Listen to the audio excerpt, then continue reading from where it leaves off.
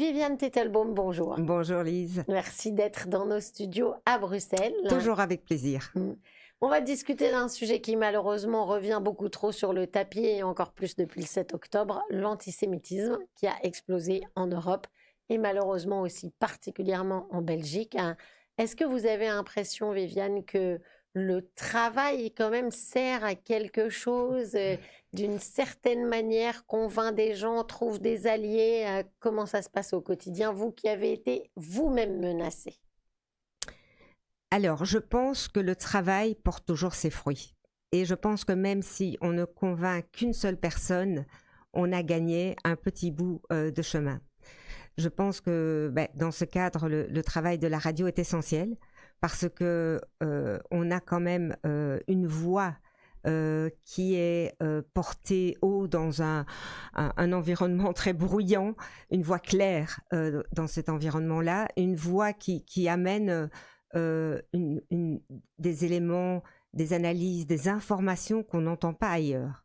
Je pense que chacune et chacun, quand on s'engage dans des débats, quand on écrit des cartes blanches, quand on prend la parole, que ce soit à la radio, ici ou sur d'autres antennes, quand on nous invite, ce qui n'est pas souvent le cas, quand on arrive à placer une tribune aussi dans un journal, un quotidien belge, ce qui devient aussi de plus en plus difficile, je pense qu'on est entendu.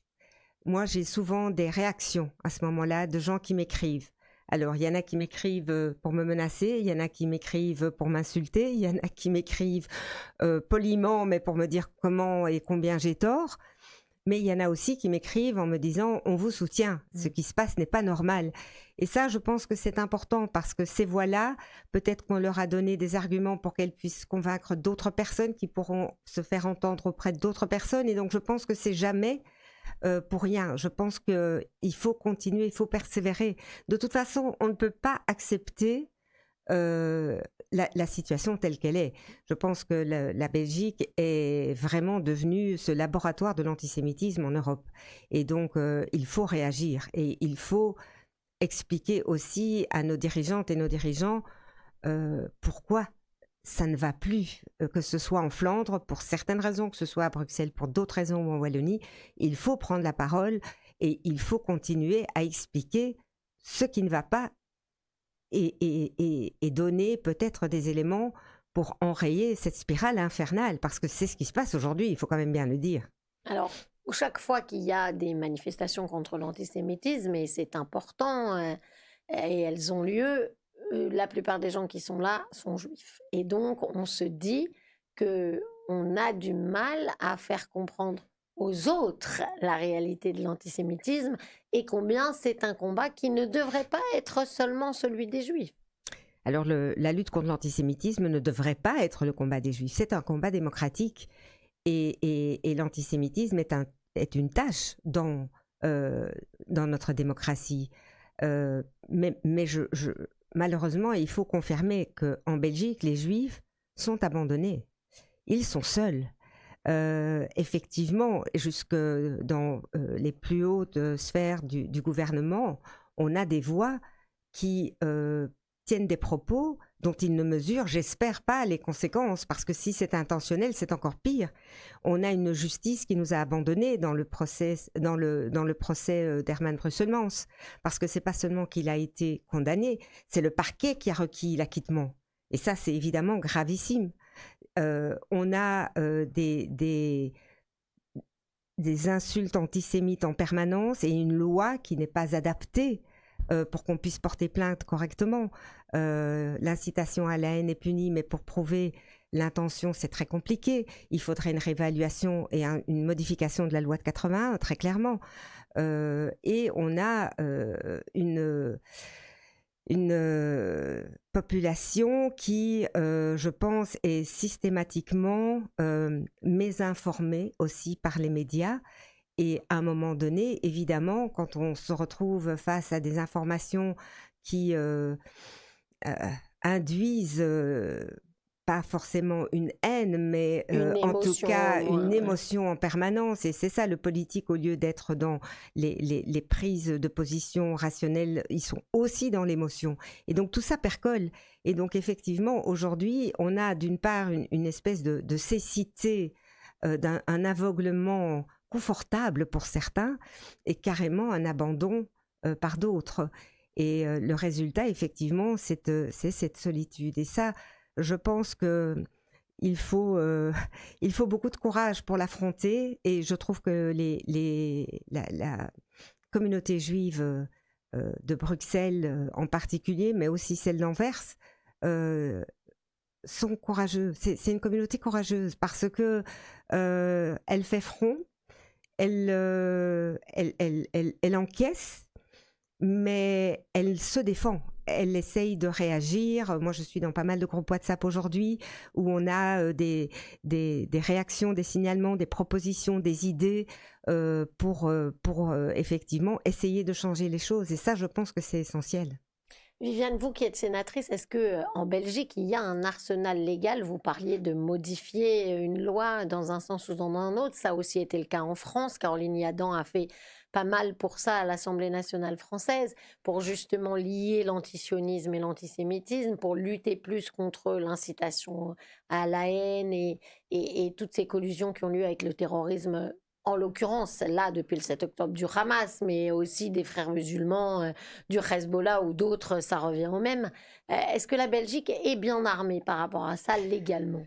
Non, je pense qu'elle ne l'est pas. Aujourd'hui, c'est ce que j'ai dit. Je pense qu'il faut vraiment réévaluer la loi de 1981. Moi, malheureusement, je suis amenée à porter plainte régulièrement. Je ne peux pas porter plainte pour antisémitisme. On ne sait pas cocher la case antisémitisme aujourd'hui. On porte plainte pour racisme. Après, si on ne le met pas explicitement dans le développement, ça n'apparaît même pas. Mais donc, par rapport à des statistiques nationales, c'est très compliqué parce que il n'y a pas moyen de le pointer de manière précise dès le départ. Ensuite, comme je l'ai dit, il faut prouver l'intention, ce qui est très compliqué. Pas toujours, mais parfois. Et donc, on peut avoir plus facilement une amende pour une canette jetée en rue que pour une insulte antisémite. Et donc, il y a quand même un vrai problème de fond. On a aussi, et il faut le dire, des structures comme le Centre interfédéral de lutte contre le racisme, UNIA, qui n'est pas en pointe par rapport à la lutte contre l'antisémitisme. Ça fait partie d'un arsenal, si pas juridique, mais en tout cas structurel, qui devrait pouvoir lutter correctement contre l'antisémitisme. Ce n'est pas le cas. Moi, j'ai pendant des années, en tant que députée, lu les rapports d'UNIA. L'antisémitisme y figurait presque perdu au milieu d'un rapport.